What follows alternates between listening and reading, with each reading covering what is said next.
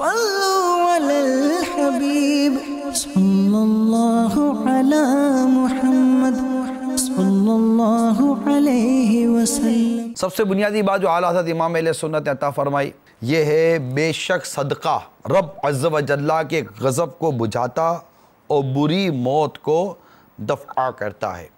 ہمیں کیا اسباب پیدا کرنے؟ مغفرت، رضا اور رحمت۔ یہ تین چیزوں کو اپنے پیش نظر رکھیے، یعنی ایسی چیز کرنا جس سے ہمارا رب ہم سے راضی ہو جائے، پھر ہم پر رحمت ہو، ہم پر برکت ہو، ہم پر فضیلت ہو، ہم پر فضل نازل ہو، اور یہ بلا اور مصیبتیں پریشانی ہم سے دور ہوں۔ تو یہ دور کون کرے؟ اللہ۔ تو صدقہ، اللہ کی راہ میں صدقہ کریں گے، صدقہ غضب کو بجھاتا اور بری موت کو دفع کرتا ہے۔ دوسری حدیث، صدقہ بری موت کو روکتا ہے۔ ایک اور حدیث، بے شک اللہ عز و جل صدقے کے سبب سے 70 دروازے بری موت کے دفع فرماتا ہے۔ صدقہ برائی کے 70 دروازے بند کرتا ہے۔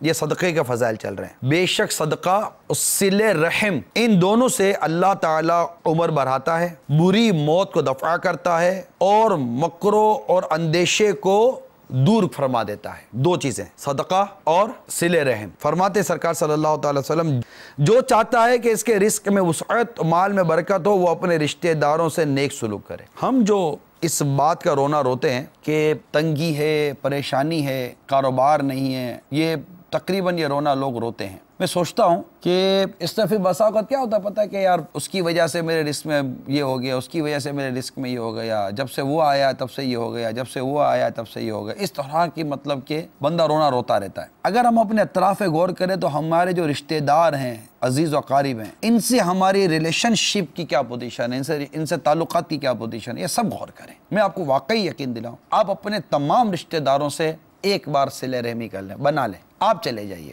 ہاں آپ سے عرض کر رہا ہوں، جی میں آپ ہی سے عرض کر رہا ہوں، اللہ کی رضا کے لیے آپ چلے جائیے اور جا کر آپ بس وضاحت کچھ نہیں، میں آپ کو مشورہ عرض کر رہا ہوں، وضاحت کچھ نہ کریں۔ وہ لاکھ بات کھلے، آپ ایک ہی بات رکھیں کہ میں یہ وضاحت کرنے آیا ہی نہیں ہوں کہ غلطی کیا تھی کیا نہیں تھی، میری وجہ سے جو حق تلفیاں، جو آپ کی دل آزاریاں، جو کچھ ہوا ہے مجھے معاف فرما دیں۔ میں صرف اور صرف صلہ رحمی کے لیے آیا ہوں کہ میں رشتہ داروں سے بنا کر رکھنا چاہتا ہوں۔ میں قطع رحمی کا وبال لے کر میں مرنا نہیں چاہتا ہوں، میں صلہ رحمی کے ساتھ دنیا سے جانا چاہتا ہوں۔ یعنی آپ غور کیجئے، آپ کی تمام جو فیملی ممبرز ہیں سراؤنڈنگ، آپ ایک تصور کی نگاہ دہرائیے کہ وہ جتنے بھی ہیں نا ان سب کے بارے میں غور کریں۔ آپ کی کن سے نہیں، ماموں سے نہیں بنتی، چچا سے نہیں بنتی، پھوپھی سے نہیں بنتی، خالہ سے نہیں بنتی، اور جو عزیز رشتہ دار ہیں ان سے نہیں بنتی۔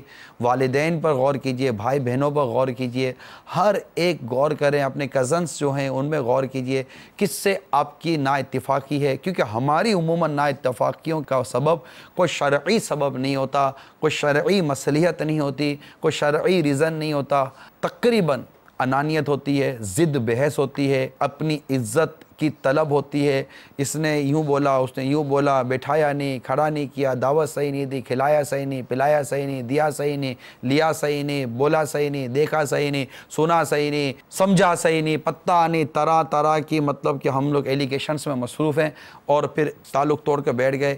آپ نے تعلق توڑا، آپ کی اولاد نے ان کی اولاد سے تعلق توڑا، یہ وبال لے کر قبر میں جانا کیسا؟ میں آج آپ کو مشورہ دیتا ہوں میرے مدنی چینل کے ناظرین، میٹھے میٹھے پیارے پیارے اسلامی بھائیوں، پلیز براہ کرم مدنی التجا ہے، اپنے تمام رشتہ داروں سے تعلقات بہتر کر لیں۔ آپ چلے جائیے، دیکھیں کون پہل کرتا ہے۔ صلوا علی الحبیب صلی اللہ علی محمد صلی اللہ علیہ وسلم۔